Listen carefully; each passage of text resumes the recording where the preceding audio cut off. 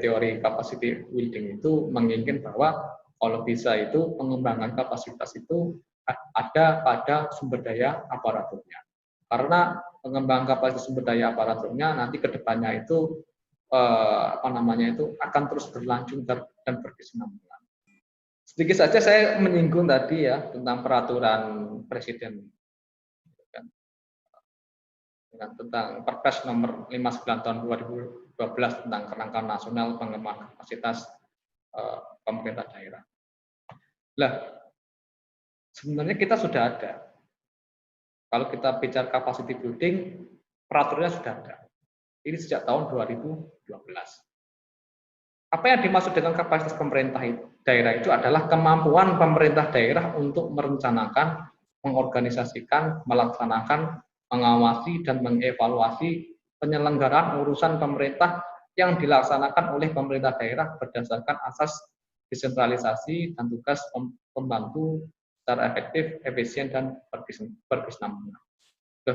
Sedangkan pengembangan kapasitas daerah itu adalah upaya yang dilakukan oleh pemerintah, dalam hal ini pemerintah pusat ya, dan pemerintah daerah untuk meningkatkan kapasitas pemerintah daerah. Nah, undang-undang ini mengatur ada 3 ruang lingkup tentang pengembangan kapasitas pemerintah daerah itu. Yang pertama adalah pengembangan kapasitas kebijakan, kemudian yang kedua itu pengembangan kapasitas kelembagaan, yang ketiga adalah pengembangan kapasitas sumber daya manusia. Ya. Memang benar ya kalau saya melihat ini urutannya itu yang pertama itu kebijakannya itu dibuat karena apa? Karena pemerintah itu tidak bisa bekerja tanpa ada dasar hukumnya. Kebijakan itu meliputi formulasi kebijakan hingga evaluasi kebijakan itu. Ya. Dan ada satu hal yang di sini perlu kita kita lihat itu bahwa perlunya komitmen seluruh ASN atau penyelenggara negara pemerintah daerah untuk menaati kebijakan tersebut. Kalau nggak ada komitmen ya percuma. Kemudian adalah pengembangan kapasitas kelembagaan. Apakah perlu suatu UPTD khusus menangani permasalahan tersebut? Dan juga di sini ada beberapa hal ya. Peningkatan kapasitas organisasi, ada peningkatan kapasitas tata laksana, ada pelembagaan budaya kerja organisasi, ada peningkatan kapasitas anggaran. Apakah anggaran ini dari APBD ataukah anggaran ini dari APBN? Ada Sarpas dan SOP. Kemudian yang terakhir adalah pengembangan kapasitas sumber daya manusia, yaitu ada peningkatan pengetahuan dan wawasan, peningkatan keterampilan dan keahlian, serta pembentukan sikap dan perilaku kerja. Atau biasanya itu kalau kita bicara tentang SDM ini namanya adalah pengembangan kompetensi. Nah, lebih lanjut, Perpres ini mengatur tentang pengembangan kapasitas sumber daya manusia ini dilakukan melalui yang pertama adalah menyelenggarakan pendidikan formal. Itu yang saya katakan tadi ya. Salah satunya adalah dengan kita melakukan studi lanjut. Teman-teman saya kebetulan yang waktu S2 ini untuk meningkatkan jabatan atau golongannya.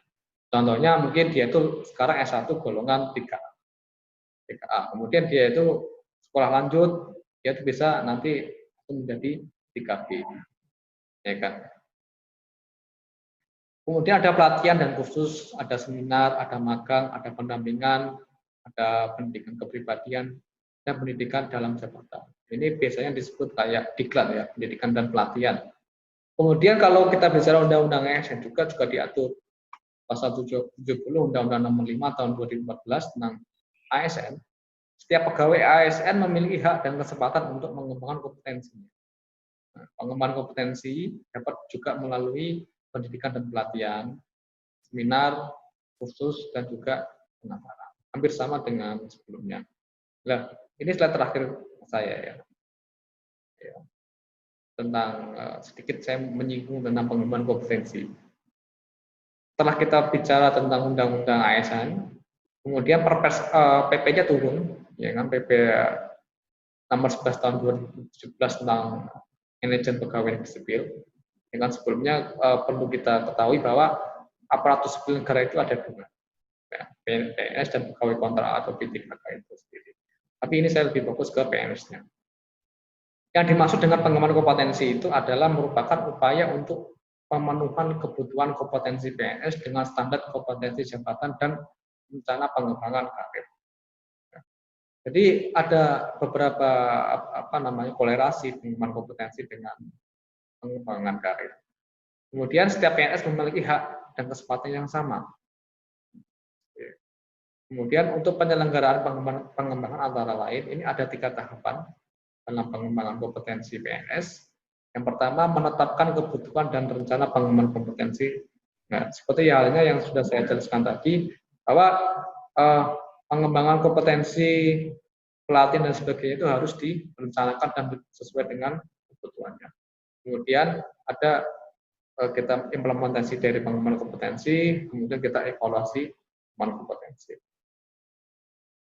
Dan sedikit saja saya jelaskan tentang standar kompetensi ASN yang sekarang ini. Kalau kita bicara kompetensi ada 3 hal ya kan?